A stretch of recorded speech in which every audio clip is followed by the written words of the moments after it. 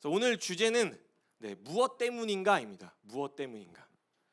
함께 본문 말씀을 찾아 읽도록 하겠습니다. 무엇 때문인가? 요한복음 9장 1절에서 3절 말씀인데요. 함께 읽겠습니다. 시작. 예수께서 길을 가실 때 날 때부터 맹인된 사람을 보신지라. 제자들이 물어 이르되 라삐여, 이 사람이 맹인으로 나는 것이 누구의 죄로 인함이니까? 자기 때니까 그 부모니까? 예수께서 대답하시되 이 사람이나 그 부모의 죄로 인한 것이 아니라 그에게서 하나님이 하시는 일을 나타내고자 하십니다. 아멘. 오늘 말씀 어렵지 않습니다.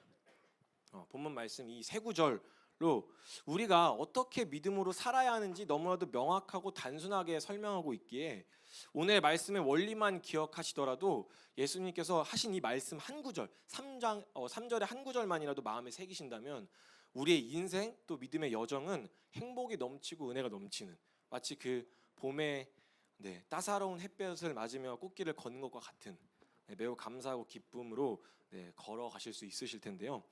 오늘 말씀 좀 기대가 되실까요? 웃으며 기쁨으로 믿음의 길을 걷고 싶지 않으신가요? 치열함 끝에 있는 영광을 바라보며 걷고 싶지 않으신가요? 그렇다면 오늘 집중하셔야 합니다. 집중. 최대한 팍 하고 팍. 오늘 기록도 안 하셔도 됩니다. 기록도 안 하셔도 되고요. 그저 한 가지 말씀하신 대로 순종하기만을 결단하시면 되겠습니다. 너무 쉽죠? 오늘 적지 않으셔도 돼요. 저 말도 최대한 한번 천천히 해보겠습니다. 천천히 해서 결론 간단하게 팍 하고 팍. 그래서 제가 아주 매우 쉽게 아주 짧게 풀어서 설명해 드릴 테니 제가 사실 또 길게 얘기할 자신도 없기도 합니다. 그래서 집중해서 잘 따라와 주시기를 바랍니다. 말씀에 순종할 준비 되셨나요? 목소리가 작은데 혹시 순종할 준비 되셨나요? 이와 같은 또 에너지로 오늘 운동에 같이 참여해 주시면 너무 감사하겠습니다.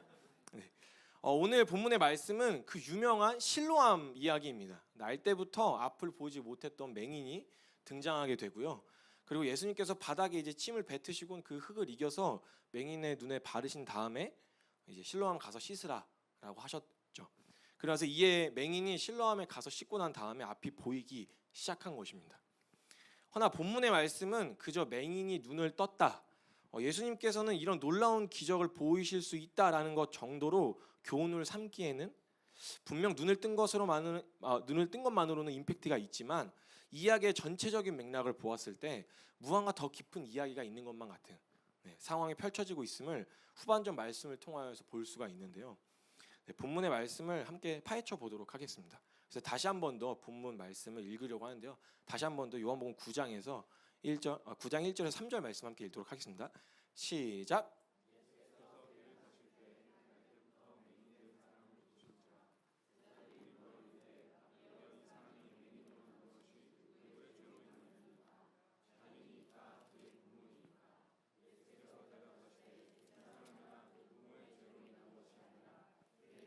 하나님이 하시는 일을 나타내고자 하심이라. 아멘.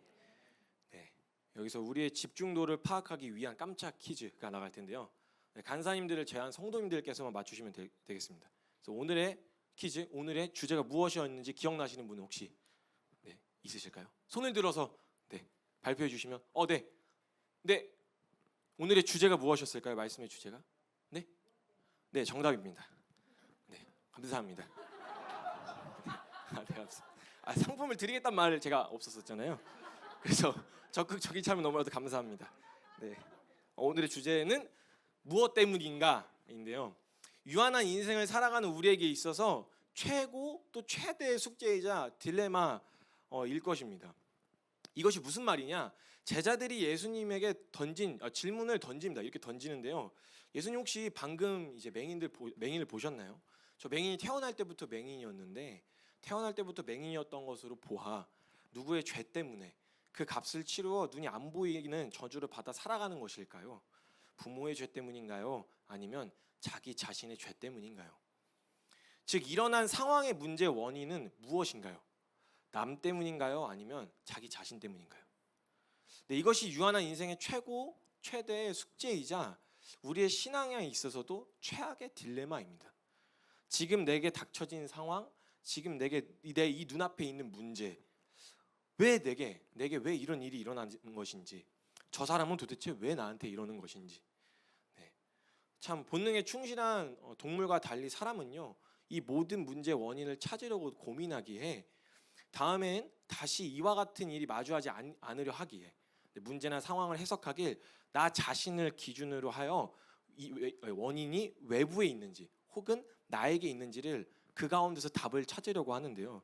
제자들이 예수님에게 질문하듯 아무리 질문이 고상해 보이든 겉으로 보기에 나름 진지한 고민이어도 내용으로 봤을 때 옳은 것 같아 보여도 내가 기준인 채로 상황을 인식하고 문제를 풀어가는 것, 이것이 바로 죄의 시작이자 그리고 우리가 하나님을 떠나 하나님의 사랑이 필요한 죄인이란 증거이며 지옥으로 가는 초고속 특급 열차 티켓을 쥐고 있는 것과 다를 바 없는, 지금 내가 있는 곳을 지옥으로 만드는 아주 무시무시한 발상입니다. 내가 주인이 돼서, 내가 내 기준이 돼서 이 상황을 판단하고 해석하려고 하는 것. 그래서 남이 문제인지 내가 문제인지 해석하려고 하는 것이 아주 무시무시한 죄의 시작이자 발상일 텐데요. 이때 당시 이렇게 묻는 질문은 다 그렇게 생각하고 있었어요. 누군가 뭐 나병 환자나 뭐 이런 여러 가지 사람들 보면 저건 분명 하나님께 저주를 받아 생긴 것일 것이다. 이게 근데 또 근거가 없는 얘기가 아니었어요. 왜냐하면 하나님께서도 그렇게 하시겠다고 말씀하셨었거든요. 출애굽 때. 이것으로 보았을 때도 우리는 생각하길 나로 인하여서 내가 기준이 되죠. 지금 이 상황을 이게 내 문제인가 아니면 나 이외에 다른 외부적인 문제인가 찾아가려고 하는데요. 이것은 아주 무시무시한 죄로 인한 시작된 무서운 발상입니다. 여러분 기억하셔야 합니다. 내가 기준인 채로 내가 인식하는 대로 내가 보여진 대로 문제나 상황을 인식하고 해결해 보려 하는 것. 다시는 이렇게 생각도 하지 마시고요. 아무리 기도한다고 한들 묻는다고 예수님 앞에 나아가 이렇게 묻지도 의문도 품지도 마시길 바랍니다.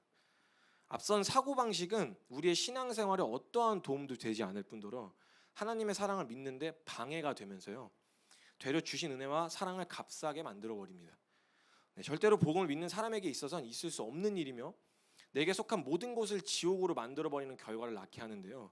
하나님을 믿는 믿음으로 사는 것이 아닌 그저 종교생활, 내가 하나님을 믿어주는 꼴로 결국 내가 믿고 싶은 대로 믿는 우상숭배 그 자체입니다. 진정 이곳에 계신 분들이시라면 이렇게 신앙생활을 하고 싶지 않으실 텐데요. 그렇다면 과연 우린 우리의 눈앞에 터진 문제의 상황, 지금 닥쳐진 당장 우리의 숨통을 조이는 문제들 앞에 하나님의 백성이요, 주님의 자녀답게 어떻게 반응해야 하는가, 어떤 것이 옳은가에 대한 답은 말씀에 기록되어져 있습니다. 제자들의 질문에 예수님께서 말씀하십니다. 누구 때문인가요? 이게 부모의 죄 때문인가요? 아니면 그 사람 때문인 건가요? 예수님께서 이렇게 대답하십니다. 3절 말씀에 예수께서 대답하시되 이 사람이나 그 부모의 죄로 인한 것이 아니라 그에게서 하나님이 하시는 일을 나타내고자 하심이라. 우리는 어떻게 반응해야 하는가라고 한다면 문제가 터진 상황들, 복잡하고 어려운 순간들, 수많은 관계 앞에서 하나님이 하시고 싶으신 일이 있는가 보다. 요한복음 11장 4절 말씀을 보면요, 요한복음 11장 4절 말씀 제가 읽겠습니다. 예수께서 들으시고 이르시되 이 병은 죽을 병이 아니라 하나님의 영광을 위함이요 하나님의 아들이 이로 말미암아 영광을 받게 하려 함이라 하시더라. 죽음마저도 하나님께서 그 영광을 드러내시기 위한 과정으로 우리의 인생을 붙들어 가신다라는 것을 이 시간 기억하셨으면 좋겠는데요.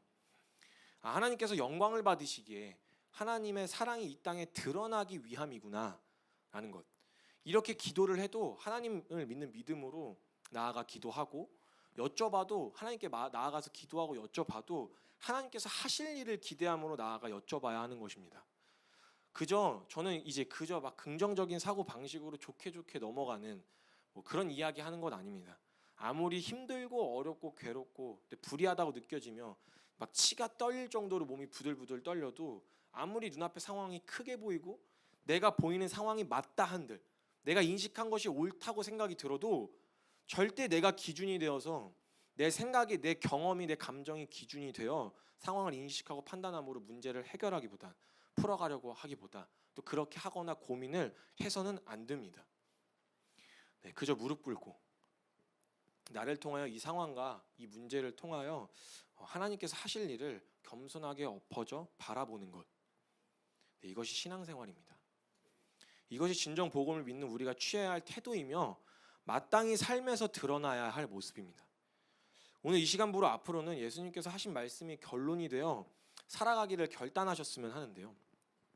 내 어떠함으로 인식하는 것이 아닌, 모든 상황이나 문제들을 내 어떠함으로 인식하는 것이 아닌, 막 그렇게 생각이 차도 들어와도 그렇게 하는 것이 아닌, 모든 순간 모든 영역에서 하나님께서 하실 일을 기대함으로 사는 것. 네, 오늘 말씀의 결론이자 이 사실 한 가지만 믿음으로 순종하신다면 앞으로 믿음의 여정은, 분명 내게 닥칠 상황은 가시밭길일지언정 봄날의 따사로운 햇볕을 받으며 진짜 꽃길을 걷는 것과 같을 것이며, 이게 단순히 정신승리 수준이 아니라요, 정말 내면에서 터져나오는 기쁨으로, 그 평안으로 담대히 믿음으로 거침없이 걷고 모든 문제를 돌파하게 되실 수 있으실 것입니다. 아멘이신가요? 네, 이렇게 끝나면 말씀을 마무리하면 너무 좋을 텐데요. 네, 사실 우리가 이런 결론을 처음 듣는 사실도 아니고, 네, 모르시는 것도 아니실 텐데, 네, 우리 항상 말은 기대합니다. 주님이 하십니다. 라고 뱉으면서 또 기도하면서도 막상 상황이 탁 터지면 실전에서 너무 맥없이 가장 그럴싸한 사단의 속임에 넘어가서 엉망진창으로 만들어버립니다. 우리가 있는 곳을 그냥 지옥으로 만들어버리죠. 네.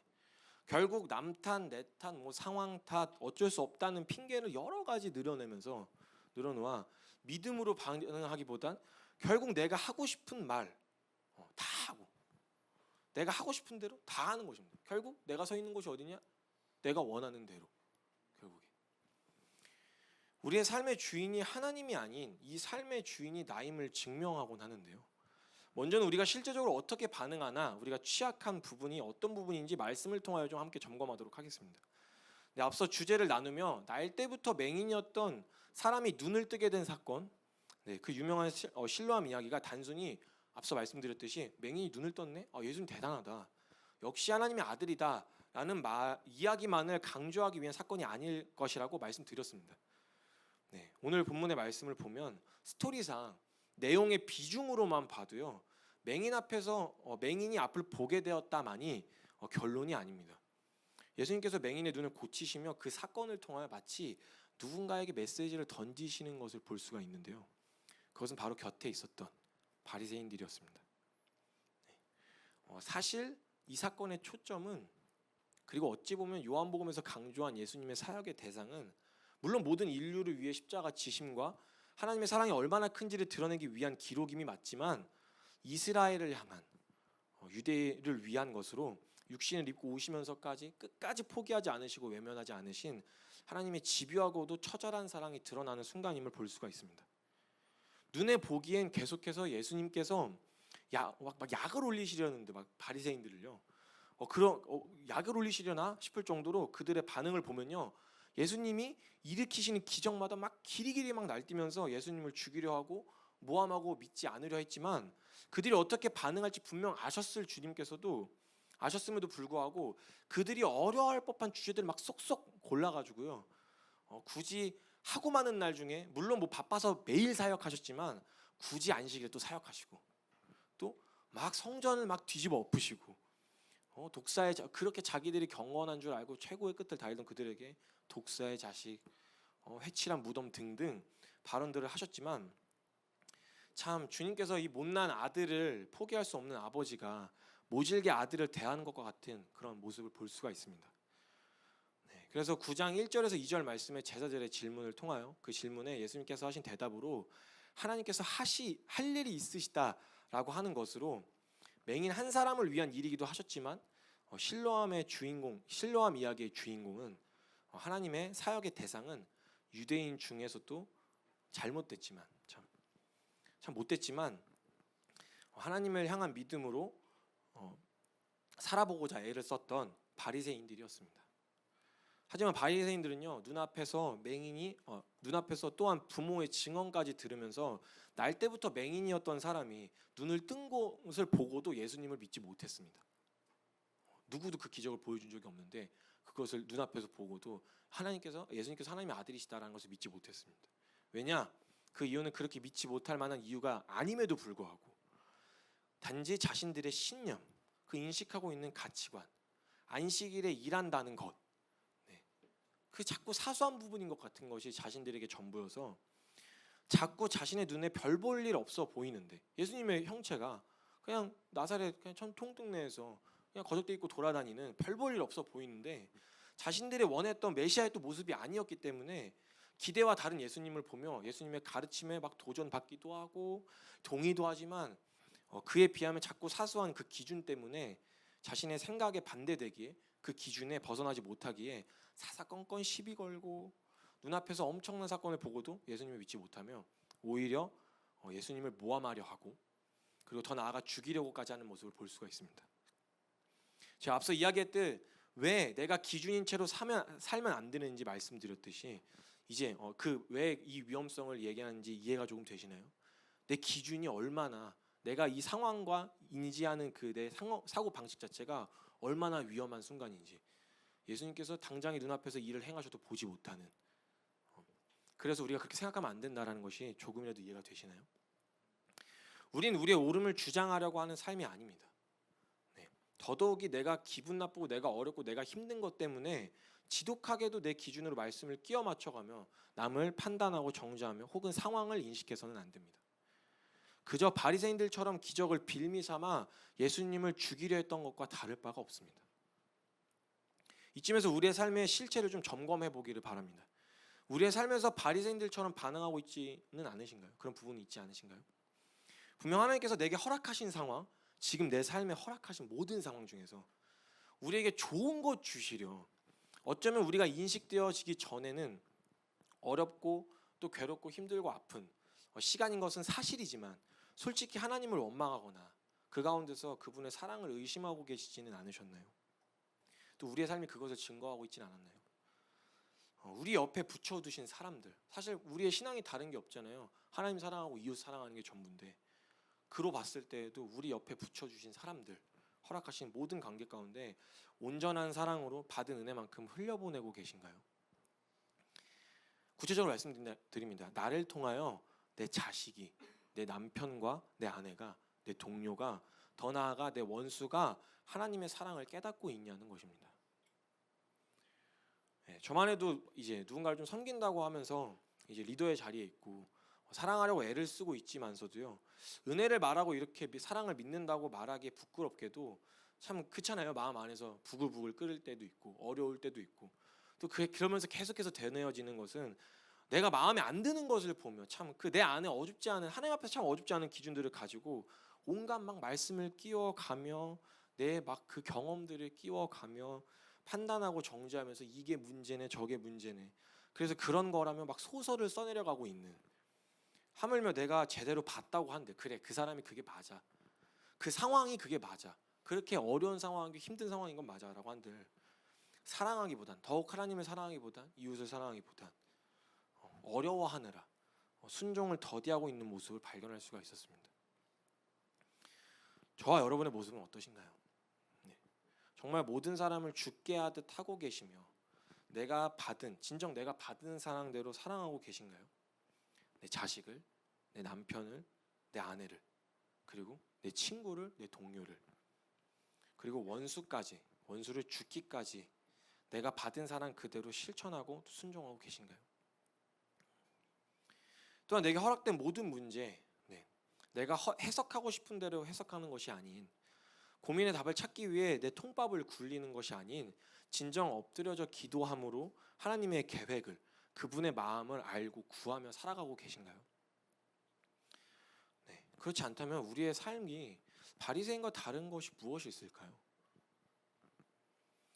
우리의 이 참 비비 꼬여져 버린 참 굳은 마음, 이 돌덩어리 같은 마음, 바리새인들이 예수님을 치려 쥐고 있던 돌과 다른 것이 도대체 무엇인가요?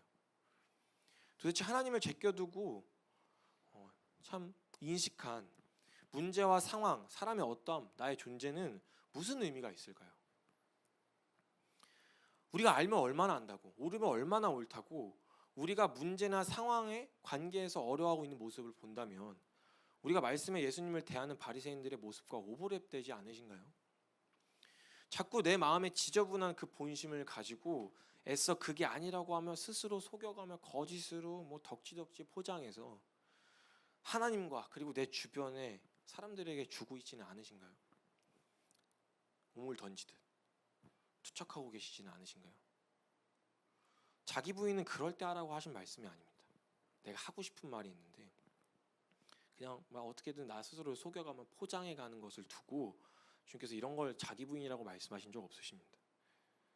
네. 우린 도대체 눈을 뜨고 본다고 하면, 본다고 말하고 또 깨달아 은혜와 사랑을 안다고 이야기하지만 우리의 삶을 돌아봤을 때 진짜 우리는 무엇을 보고 어디로 가고 있었던 것일까요? 네, 한번 잠깐 눈을 감아보시기를 바랍니다. 잠깐 눈을 감아보시기를 바라는데요. 네. 우리가 눈을 감으면요, 이렇게 우린 참 두께 몇 센치 안 되는 눈꺼풀로만 자신의 눈을 이제 질끈 감아도 앞을 보지 못하는 유한한 육체를 입고 있으면서요, 눈을 감은 채 집으로 돌아가실 수 있는 분이 없듯이 우리는 스스로 우리의 기준을 눈앞에 가져다 대는 순간 메인과 다를 바가 없습니다.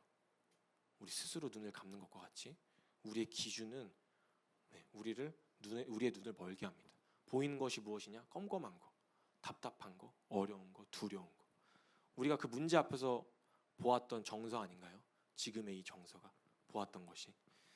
네, 함께 눈을 떠주셨으면 좋겠는데요. 네, 제가 이제 김용희 선교사님과 선교사님, 우리 선교사님, 사랑하는 선교사님 다음으로 존경하는 선교사님의 이제 고백인데요. 다음으로예요. 네, 다음으로. 알고 계시죠, 선교사님? 사랑합니다. 네, 이제 랩을 하시는 선교사님이신데요. 이제 서승현 선교사님이시라고, 그분의 랩에 이런 가사가 있습니다. 원고 하나 들고 설교 대기 중. 소년원 설교 때 버릴 것은 바로 내 기준. 쓰레기로 보면 쓰레기처럼 썩게 되고 씨앗으로 보면 거짓말처럼 꽃으로 펴. 그렇게 피워낸 상민이가 사준 국밥. 종민이는 선교사로 파송받은 군사. 네, 서정현 선교사님의 그 곡 중에 이 가사가 적혀 있는데요. 네, 이 증인의 말처럼만 보더라도 애초에 하나님의 전능하신 계획 안에 꽃으로 필 씨앗이었는데 우리가 어둡지 않은 그 기준으로 쓰레기라 판단하고 쓰레기처럼 보고 대함으로 인해 우리가 씨앗을 쓰레기처럼 썩게 만든다는 것입니다. 그러니 한 증인의 고백을 통하여서 우리 함께 기억했으면 좋겠습니다. 기억했으면 합니다. 어떤 상황에서도 어떤 관계에서도 모든 문제 앞에서 내 기준만 버리고 인식하더라도 하나님께서 하실 일과 영광을 볼 수 있다는 것 함께 기억하셨으면 좋겠습니다. 예수님께서는 이스라엘을 향한 마음을 멈추지 않으시고 계속해서 본다고는 하나 안다고는 하나 실제로는 보지 못하고 믿지 못하는, 그래서 깨닫지 못하는 그들에게 그들의 눈에 거슬릴 수밖에 없는 일들을 계속해서 행하시고요, 그냥 넘어갈 수 없도록. 그래서 지금은 그 편협한 기준 때문에 지독하게도 자신을 사랑하기 때문에 알아듣지 못하는, 그렇게 못하더라도 십자가 이후에 하나님의 사랑을 이제 전제된다면, 그 은혜를 깨닫게 된다면 마음과 마음이 만나 깨닫게 되어 풍성해질 교제를 기대하시면서요, 말씀하시고 계속 일하십니다. 돌을 쥐고 있는 그들에게 나타나 맹인도 볼 수 있게 하시는 하나님이심을, 능력의 하나님이심을 보여주시고 나중에 보지 못하는 것을 자기가 깨달았을 때 붙들고 의지할 수 있도록 죽은 자도 살리시면서요, 당시에 이심을 당시엔 보고도 믿지 못했지만 죽기를 두려워 한평생 사망의 종로로 타는 그들에게 나중에 깨달았을 때 간절히 붙들 소망이 되시기 위하여 요한복음 9장과 11장, 아니요, 사역하시는 내내 하나님의 사랑이 어떤 사랑인지 깨달을 수 있도록 밑작업을 계속 해나가셨습니다. 우리 상황들, 바리새인들에게. 여러분, 사단의 수많은 속임으로 인한 우리의 믿음의 걸음을 더디하게 만들고 또 하나님과 이웃을 사랑하지 못하도록 방해하는 수많은 갈등을 조장하는 문제들 있잖아요. 하나님의 사랑이 담긴 하나님과의 온전한 사랑의 교제를 할 수 있는 우리에게 내어진 사랑의 숙제입니다. 제발 옆에서 맹인이 눈을 뜨게 되고 또 죽은 자도 살아나게 되고 걷지 못한 자도 일어나 걷고 있는데 그 어줍지 않은 말도 안 되는 기준, 지독하게도 나나나 그 사랑하는 마음으로 인해 판단하고 그렇게 너무나도 습관처럼 반응되어진 모습으로 인해 판단하고 인식함으로 바보같이 참 두 눈 질끔 감고 외면해 버리지 마시길 바랍니다. 일어날 능력이 있음에도 거리에 주저앉아 고와 같이 엎어져 계시지 마시길 바랍니다. 분명 하나님의 놀라운 사랑으로 부활 생명을 얻었는데 사망의 죄의 종로를 타지 마시길 바랍니다. 오늘 꼭 기억하시길 바랍니다. 내가 기준인 채로, 내가 인식되어지는 채로, 내가 보여지는 대로 문제나 상황을 인식하고 내가 막 해결해 보려고 하는 것, 그렇게 고민하는 삶이 아닌 터진 상황과 마주하고 있는 문제 앞에서 인식하길, 아, 하나님께서 날 사랑하셔서 나의 삶을 통하여 하고 싶으신 일이 있으신가 보다. 나를 믿는 믿음이 아닌 하나님을 믿는 믿음으로 반응해야 합니다. 지금 당장에 아무리 눈에 보기에 힘들어도 하나님께서 보이실 일이 있으면서요, 나에게 깨닫게 하실 영광과 사랑이 있고, 그 수많은 관계 가운데서 내 자식을 통하여 하나님께서는 분명 하늘의 영광을 돌리게 하실 것이고, 내 아내, 내 남편을 통해서 하나님께서는 사랑을 증명하실 것이고요, 하나님의 사랑을 증명하게 하실 것이고, 내 형제, 내 동료들을 통하여서 하나님께서는 하나님의 나라를 계속해서 확장해 나가실 것입니다. 내 원수를 통하여서는요, 하나님께서 우리에게 하나님의 사랑이 얼마나 크고 놀라운지 더 깊은 자리로 이끌어 가실 것입니다. 이것이 우리가 믿는 믿음의 근거이자 하나님께서 행하실 일이며 오늘도 신실하게 완벽하게 이루어져 가는 하나님의 뜻입니다. 사망의 종로를 타여 세상을 섬기며 알아듣지 못하던 바리새인들에게요, 예수님께서 꿋꿋이 말씀하십니다. 요한복음 10장 14절에서 15절 말씀입니다. 요한복음 10장 14절에서 15절 말씀 제가 읽겠습니다. 나는 선한 목자라. 나는 내 양을 알고 양도 나를 아는 것이 아버지께서 나를 아시고 내가 아버지를 아는 것과 같으니 나는 양을 위하여 목숨을 버리노라. 요한복음 10장 37절에서 38절 말씀입니다. 만일 내가 내 아버지의 일을 행하지 아니하거든 나를 믿지 말려니와, 내가 행하거든 나를 믿지 아니할지 내가 행하거든 나를 믿지 아니할지라. 그 일을 믿으라. 그러면 너희가 아버지께서 내 안에 계시고 내가 아버지 안에 있음을 깨달아 알리라 하시니. 요한복음 11장 44절에서 47절 말씀입니다. 요한복음 11장 44절에서 47절 말씀입니다. 예수께서 외쳐 이르시되 나를 믿는 자는 나를 믿는 것이 아니요 나를 보내신 이를 믿는 것이며 나를 보는 자는 나를 보내신 이를 보는 것이니라. 나는 빛으로 세상에 왔으니 무릇 나를 믿는 자로 어둠에 거하지 않게 하려 함이로라. 사람이 내 말을 듣고 지키지 아니할지라도 내가 그를 심판하지 아니하노라. 내가 온 것은 세상을 심판하려 함이 아니요 세상을 구원하려 함이로다. 아무리 치열하고 어려워도 당장의 문제가 해석하기 어렵고 하나님을 신뢰하기 어려우시거든요. 십자가에서 이루신 하나님의 사랑을 통하여 해석하시기를 바랍니다. 지금 일어난 일이, 내게 닥쳐진 문제가, 어려운 관계, 그 가운데 무엇 때문일까? 내 탓일까 남 탓일까 고민하면서요 괴로워하지 마시고요, 그렇게 두 눈 질끈 감아 답답해하지 마시고요, 하나님께서 날 사랑하셔서 나 때문에 허락하신 순간임을 신뢰함으로 하나님을 의지하는 믿음을 쓰시기를 바랍니다. 하나님의 관심은 오로지 저와 여러분입니다. 함께 이 사실을 마음에 새기시기를 바라며 한 가지 더 결단했으면 하는 것은요, 우리 공동체 다윗의 열쇠 또 키퍼스 처치만큼은 하나님의 말씀을 지키는 자들로서 말씀에 순종하여 사랑이 최우선순위 가치가 되는 공동체로 세워가시기에 모두가 함께 힘썼으면 합니다. 개인의 연약함은 얼마든지 품을 수 있습니다. 다만 세상의 다른 그런 천박한 기준이 오름이 되고 추악의 말씀을 자신의 옳음을 주장하려고 가져다 쓰는 일은 용납될 수 없습니다. 용납하셔도 안 됩니다. 오직 사랑하기에만 미친 사람들로서 서시기를 함께 결단했으면 합니다. 아멘이신가요? 네, 함께 매 순간 하나님의 주권을 인정하는 자리로, 또 하나님께서 하실 일들을 기대함으로 내게 주신 사랑을 누리고 또 내 삶을 통하여 이 땅에 하나님의 사랑이 증명되는 자리에 믿음으로 서서 살기를 소망하시며 결단하시기를 바랍니다. 네, 함께 결단할 마음을 가지고 기도하시겠습니다. 네, 시간 정말 주신 마음 그리고 깨닫게, 지금까지라도 깨닫게 하신 하나님의 마음을 기억하심으로, 그 은혜를 기억하심으로 좀 전투적으로 주님 앞에 나아가 기도했으면 합니다. 네. 저도 말씀을 준비하면서 정말 치열한 순간들을 보냈어요. 이 말씀을 전하면서도 태연아 너는, 그러면서 상황마다 터지는 그 순간들이 뭐라고 해야 되나, 그 외줄타기를 걷듯이 너무 치열한 순간들, 아슬아슬한 순간들을 보내는데요, 말씀을 통하여 공격을 분별할 수 있게 되었고요, 말씀에 붙들려 살아간다는 것이 무엇인지 실제 살면서 크고 작은 순간들 속에서 깨달아가면 더욱 하나님의 살아계심을 확신하게 되고, 또 더욱 풍성한 은혜로 하나님의 사랑이 얼마나 깊은지 깨달아 가게 되었습니다. 그래서 여쭤보고 싶습니다. 지금 이제 힘든 상황들 마주하고 계신가요?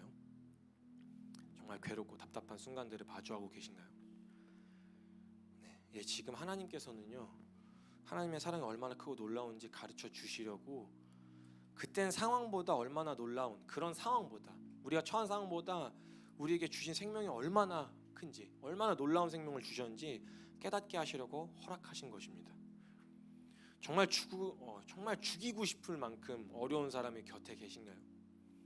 지금 하나님께서는 그 사람을 통하여 내게 주신 사랑이 얼마나 큰지, 또 우리에게 주신 사랑이 얼마나 크고 놀라운 능력이 있는지 가르쳐 주시려고 하나님께서 직접 허락하신 것입니다.